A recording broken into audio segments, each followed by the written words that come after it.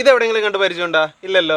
എന്തെന്ന് പറഞ്ഞുതരാം, വാ. സംഗതി മൈദ തന്നെ, പക്ഷെ കാര്യം പിന്നെ പറയാ. ഈ ഒരു ഷേപ്പിലാക്കി മാറ്റി വെക്കുക. പിന്നെ ചീനച്ചട്ടി വെച്ച് എണ്ണ ഒഴിച്ച് കടുകിട്ട് കറിവേപ്പില ഇടുക, പിന്നെ ഉള്ളി ഇടുക, കുറച്ച് ഉപ്പിട്ടൊന്ന് ഇളക്കിയതിന് ശേഷം അതിലേക്ക് ഇഞ്ചി ബജ്ജി മുളക് കേട്ടോ, പച്ചമുളകല്ല, അതും ഇട്ടിട്ട് നന്നായിട്ടൊന്ന് ഇളക്കി പരുവാക്കി വെക്കുക. അപ്പോഴേക്ക് ഏകദേശം ഈ പരുവത്തിലാകും. വീണ്ടും തക്കാളി ആഡ് ചെയ്യുക, പിന്നെ ഇളക്കുക. ഇനി മഞ്ഞപ്പൊടി, മുളക് പൊടി, മല്ലിപ്പൊടി, ചിക്കൻ മസാല ആഡ് ചെയ്യുക. എന്നിട്ട് നന്നായിട്ടൊന്ന് മിക്സ് ചെയ്ത് മാറ്റി വെക്കുക. മെയിൻ ഐറ്റം റെഡി ആയിട്ടുണ്ട്, പുഴുങ്ങിയ മുട്ടകൾ. നെറുപ്പുടാ നെറുങ്കിടാ പാപ്പും. നമ്മൾ കലാപരിപാടിന്റെ അവസാന ഘട്ടത്തിലേക്ക് കിടക്കുകയാണ്. പൊറോട്ടയ്ക്ക് മാറ്റി വെച്ച മാവില്ലേ, അത് നന്നായിട്ട് വീശിത ഈ പരുവത്തിലാക്കി വെക്കുക. അതിലൊരു ഷീറ്റിലേക്ക് കുറച്ച് മസാല ആഡ് ചെയ്യുക. കാണുമ്പോൾ തന്നെ നല്ല ചന്തമില്ലേ. എന്നിട്ട് അതിലേക്ക് ഒരു മുട്ട ആഡ് ചെയ്യുക. എന്നിട്ട് നന്നായിട്ട് മടക്കി സെറ്റ് ആക്കി വെക്കുക.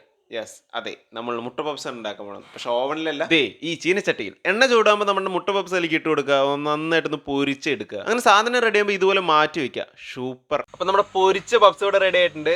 ഒരു ബിഗ് ബൈറ്റ് എടുത്ത് നോക്കാം.